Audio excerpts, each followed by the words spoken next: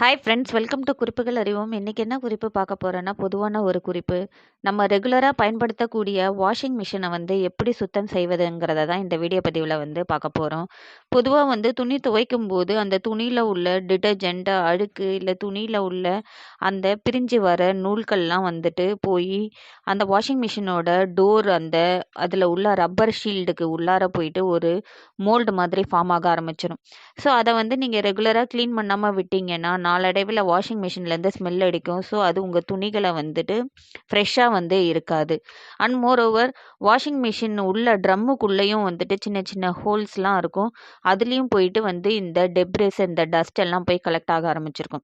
So அதனால் washing மிஷினை நீங்கள் க்ளீனாக வச்சுக்கிட்டிங்கன்னா அதோட ஒர்க்கிங் கண்டிஷனை லாங் லைஃப் எக்ஸ்டெண்ட் பண்ணலாம். அதனால் வாஷிங் மிஷினை க்ளீனாக வச்சுக்கிறதுக்கான மெத்தட்ஸை இந்த வீடியோவில் பார்க்கலாம். ஜென்ரலாகவே வாஷிங் மிஷின் க்ளீனிங் மெத்தட்ஸில் நீங்கள் பார்க்கக்கூடிய பொருட்கள் எல்லாமே நீங்கள் வீட்டில் யூஸ் பண்ணக்கூடிய ஹவுஸ்ஹோல்டு ஐட்டம்ஸ் தான். ஸோ ஹவுஸ்ஹோல்டு ஐட்டம்ஸில் நம்ம ரெகுலராக எந்த ஒரு க்ளீனிங்னாலும் பயன்படுத்தக்கூடிய ஒரு விஷயம் என்னன்னு பார்த்தீங்கன்னா, சோடா கிறிஸ்டல், அப்படி இல்லைன்னா கடையில் கிடைக்கக்கூடிய பேக்கிங் சோடா. ஸோ அது பேக்கிங் சோடா பவுடராகவும் கிடைக்குது, இல்லை சோடா கிறிஸ்டல்ஸ் மாதிரியே கிடைக்குது. அந்த சோடா கிறிஸ்டல்ஸை நீங்கள் உங்களோட வாஷிங் மிஷினோட எத்தனை கேஜிங்கிற ட்ரம் சைஸை பொறுத்து நீங்கள் போடுங்க. மேக்ஸிமம் பார்த்தீங்கன்னா ஒரு 450 கிராம் போடலாம். சோடா கிறிஸ்டல்ஸ் பேக்கெட்லேயும் கிடைக்குது. அதை நீங்கள் வாஷிங் மிஷினுக்குள்ளே ஐடியலாக தனியாக கூட போட்டுக்கலாம். இல்லை அது கூட நம்ம ரெகுலராக பயன்படுத்தக்கூடிய வினிகரையும் நீங்கள் போடலாம். வினிகர் அதே மாதிரி எவ்வளோ போர்ஷன் ஆட் பண்ணுறீங்கங்கிறத பொறுத்தும் இருக்குது. ஸோ சில சமயம் ஈக்குவலாகவும் ஆட் பண்ணலாம். ஸோ நீங்கள் 2 அந்த லிட் ஃபுல்லாக vinegar plus 450 gram soda crystals போட்டு மிக்ஸ் பண்ணியும் நீங்கள் வாஷிங் மிஷினை எம்டியாக ஹாட் வாட்டர் சைக்கிளில் நீங்கள் வாஷிங் மிஷினை ரன் பண்ணிங்கன்னா அந்த வாஷிங் மிஷின் ட்ரம்குள்ளார இருக்கிற சின்ன சின்ன கார்னர் ஸ்பேஸில் உள்ள அழுக்கும் வந்துடும். அண்ட் மோரோவர் அந்த ரப்பர் ஷீல்டுக்குள்ளார இருக்கிற அழுக்கும் இந்த எம்டி ஹாட் வாட்டர் ஃப்ளஷ் போய் அதை நல்லா க்ளீன் பண்ணி வெளியே எடுத்துரும்.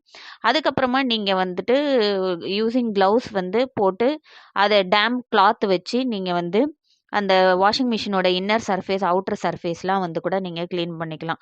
அதுக்கு இதெல்லாம் பண்ணுறதுக்கு முன்னாடி நீங்கள் அந்த ரப்பர் ஷீல்டுக்குள்ளே ஜஸ்ட்டு ஓப்பன் பண்ணி பாருங்கள். அதிலே நிறையா டஸ்ட் இருக்கும்.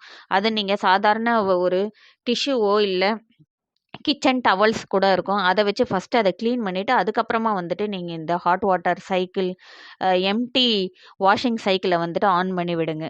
அது நீங்கள் ஒரு 15 மினிட்ஸ் ரன் ஆனால் கூட போதும். 1/2 hour ரன் ஆகணுங்கிற அவசியம் கூட கிடையாது.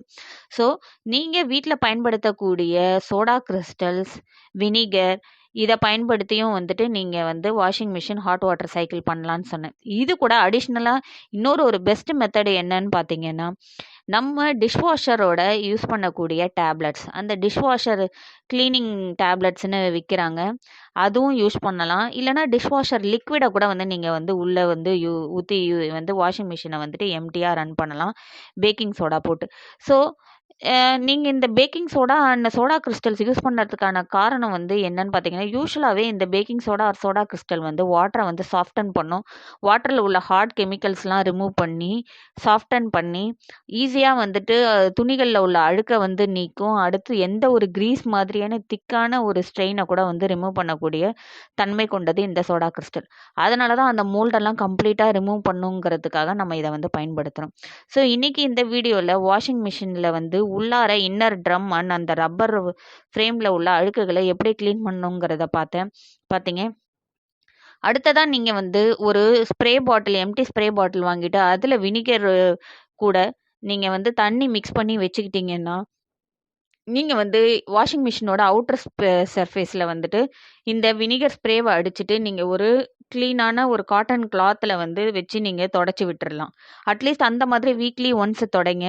இந்த மாதிரி இன்னர் ட்ரம் க்ளீன் பண்ணுறது அட்லீஸ்ட் ஒரு 45 days ஒன்ஸ் ஆகுது, இல்லை 1 monthly ஒன்ஸ் ஆகுது இந்த இன்னர் ட்ரம் க்ளீன் பண்ணிக்கோங்க. ஸோ இந்த வீடியோவில் வாஷிங் மிஷினை எப்படி க்ளீன் பண்ணுங்கிறத பார்த்துருப்பீங்க.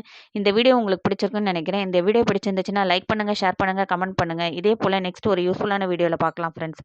பாய், தேங்க்யூ.